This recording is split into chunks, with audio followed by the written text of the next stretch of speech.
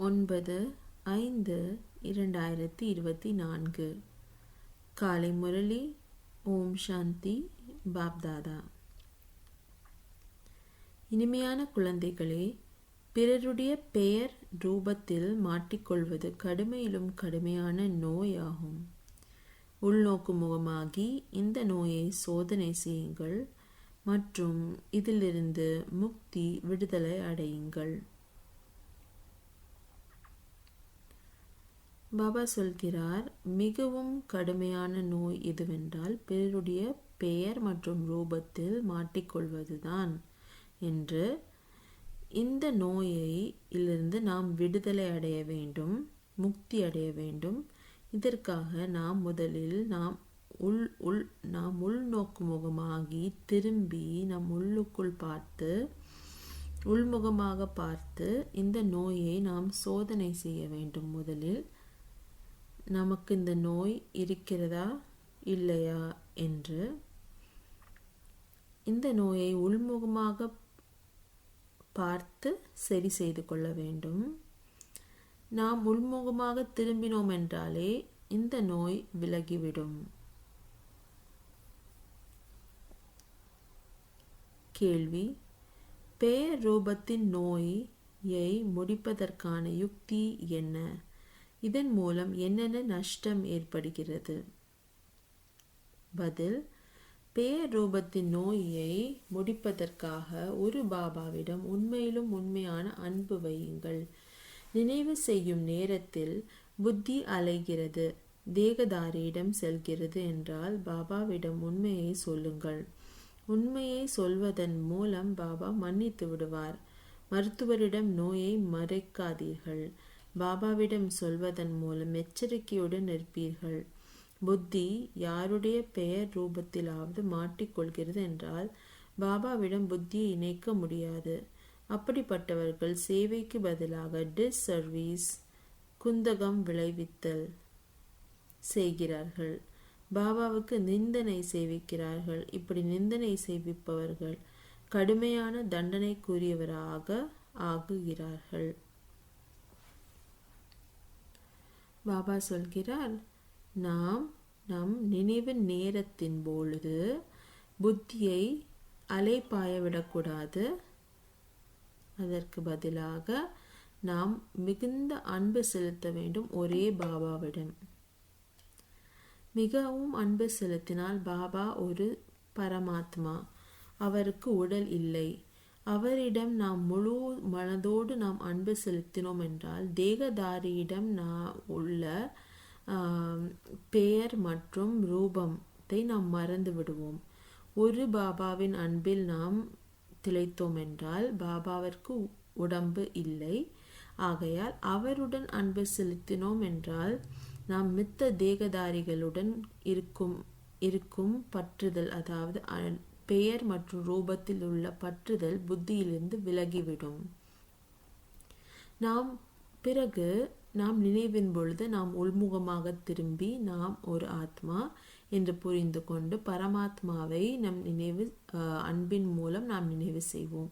அன்பு எப்பொழுதுமே நம் பரமாத்மாவிடம் நாம் இருக்க வேண்டும். அவர் நமது தந்தை. அவரிடம் அன்பு எப்பொழுதும் இருந்தால் நாம் இந்த தேகதாரிகளிடம் மாட்டிக்கொள்ள மாட்டோம். அதாவது தேகதாரியுடன் நாமம் மற்றும் ரூபத்தில் நாம் மாட்டிக்கொள்ள மாட்டோம். பரமாத்மா தான் நமது தந்தை. ஆதலால் நாம் அன்பு முழு மனதோடு நாம் அவரிடம் அன்பு வைக்க வேண்டும். மற்றும் இந்த நோய் வந்துவிட்டது என்றால் அதற்கு முற்றுப்புள்ளி வைப்பதற்காக பாபாவிடம் நாம் சொல்லிவிட வேண்டும்.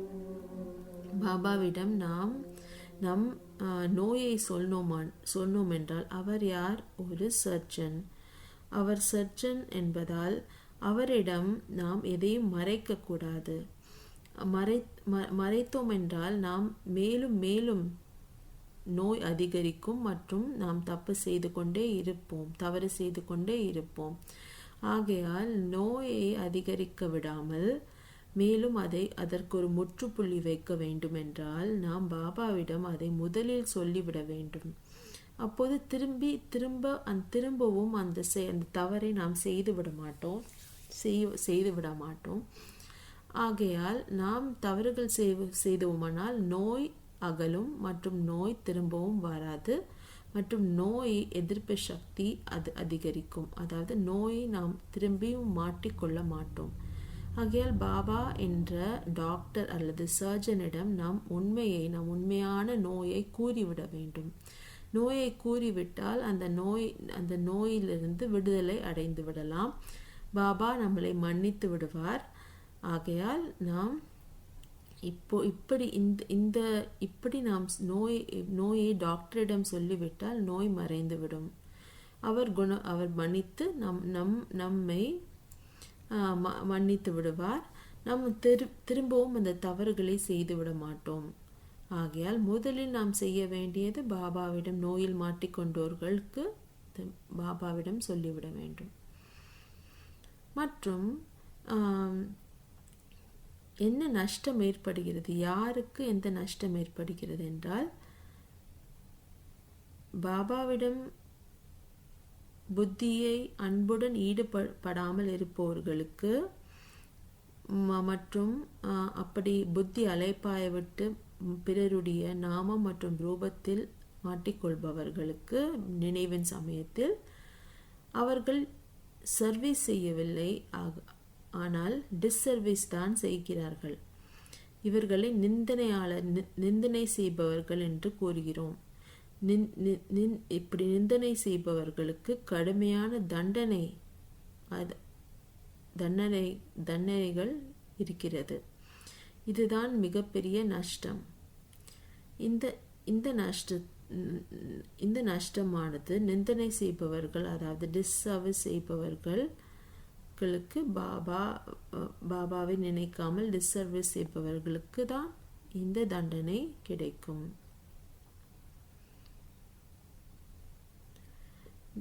தாரணைக்கான முக்கிய சாரம்: 1.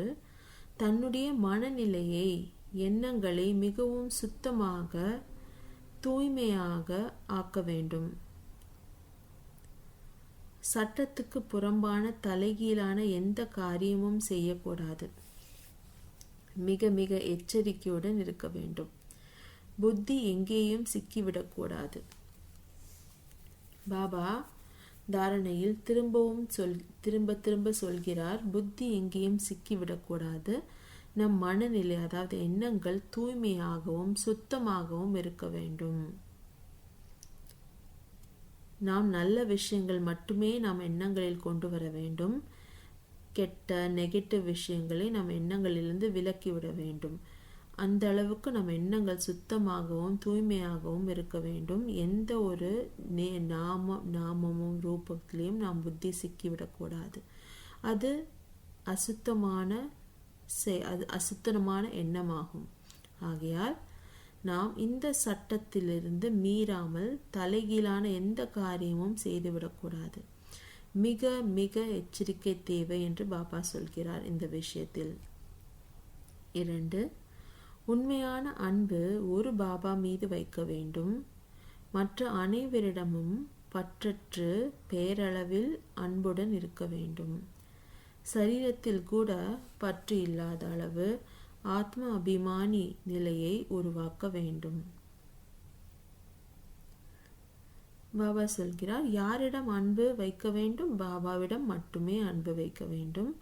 மற்ற அனைவரிடமும் நாம் பற்றற்று இருக்க வேண்டும். ஏனென்றால் மற்ற பிற ஆத்மாக்களுக்கு சரீரத்தில் உள்ள ஆத்மாக்களிடம் பற்றுதல் பேரளவில் மட்டுமே வைக்க வேண்டும்.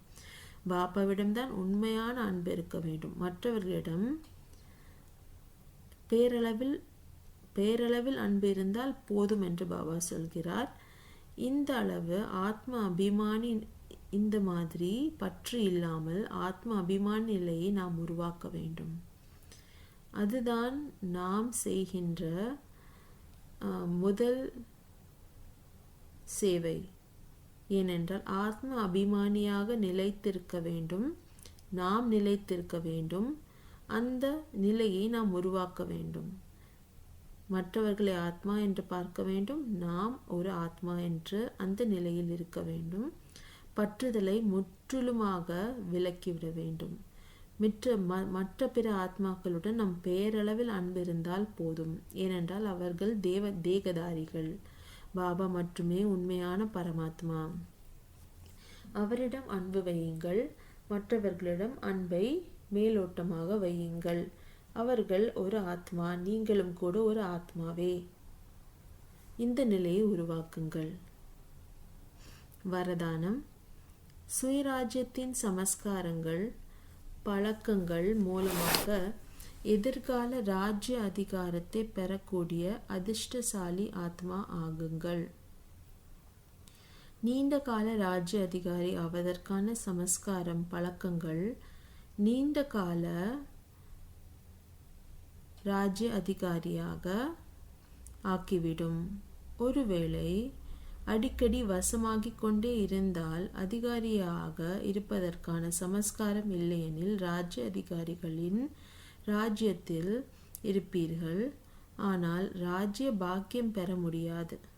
எனவே ஞானம் என்ற கண்ணாடியால் தனது அதிர்ஷ்டத்தின் தோற்றத்தை பாருங்கள்.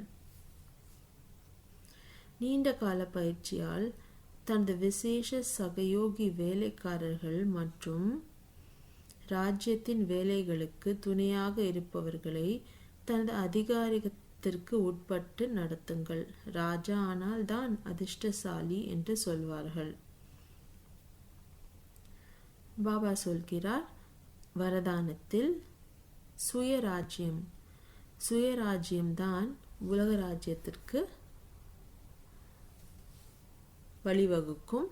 ஆகையால் நாம் உலக ராஜ்யம் பிற்காலத்தில் செய்ய வேண்டும் என்றால் முதலில் நாம் இப்போது சுயராஜ்யம் அதிகாரியாக மாறிவிட வேண்டும்.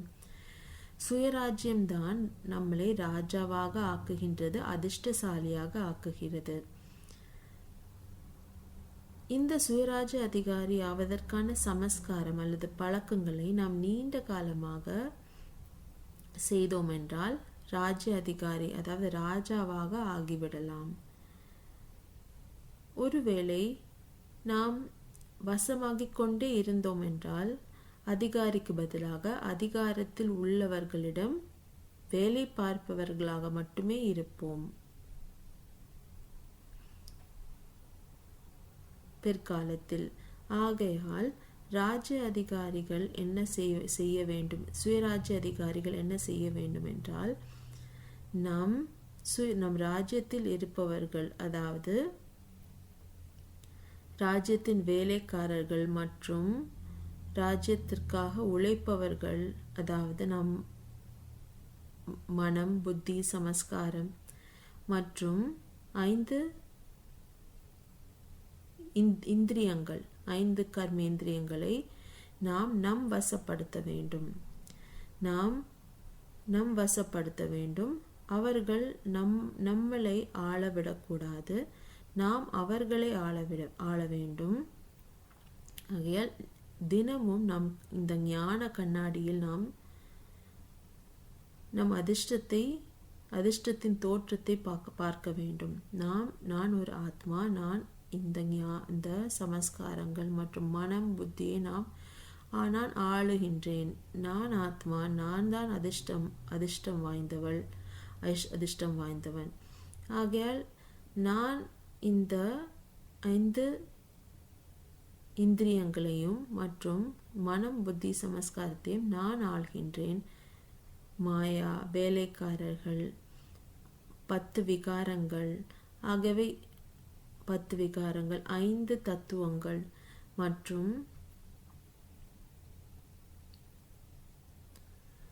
5 தத்துவங்கள் மற்றும் விகாரங்கள் அனைத்தும் எனது வேலைக்காரர்களே. ஆகையால் நான் என்னை அதிகாரியாக கருதுகிறேன் என்றால் நான் பிற்காலத்தில் ராஜாவாக அதிர்ஷ்டசாலியாக மாறிவிடுவேன். ராஜா என்றால் தான் அதிர்ஷ்டசாலி என்று சொல்வார்கள். அதைத்தான் பாபா சொல்கிறார். ஸ்லோகன்: சக்தியை கொடுக்கும் சேவை செய்வதற்காக எல்லையற்ற வைராகியத்தின் உள்ளுணர்வை மனநிலையில் வெளிப்படுத்துங்கள். பாபா சொல்ற சகாஷ், அதாவது சக்தியை கொடுக்கும் சேவை செய்வதற்காக நாம் உள்ளுணர்வில் எப்படிப்பட்ட மனநிலையில் இருக்க வேண்டும்? எல்லையற்ற வைராகியத்துடன் இருக்க வேண்டும். அந்த மனநிலையில் இருக்க வேண்டும். அனைத்தும் அழியக்கூடியவையே என்ற மனநிலையில் நாம் இருந்தோம். அந்த ஞானத்தை நாம் புரிந்து கொண்டோம் என்றால் எல்லாம் அழியக்கூடியவையே என்ற அந்த ஞானம் நம்மளுக்கு இருக்கிறது. அந்த ஞானத்தின் மூலமாக நாம் அந்த மனநிலையை மாற்றிவிட முடியும். அதாவது எல்லையற்ற வைராக்கியத்துடன் நாம் இருக்க முடியும். அந்த உள்ளுணர்வில் நாம் இருந்தோம் என்றால் நாம் சக்தியை பிறருக்கு கொடுக்க முடியும். அதற்கு தேவை அந்த ஞானம். எல்லாம் அழிய போகிறது. இந்த வைராகியத்தின் மூலம், மனநிலையின் வைராகியத்தின் மூலம் நாம் வெளிப்படுத்தினோம் என்றால் மற்றவர்களுக்கு நாம் சக்தியை சகாஷ் வழியாக நாம் கொடுக்க முடியும். ஓம் சாந்தி.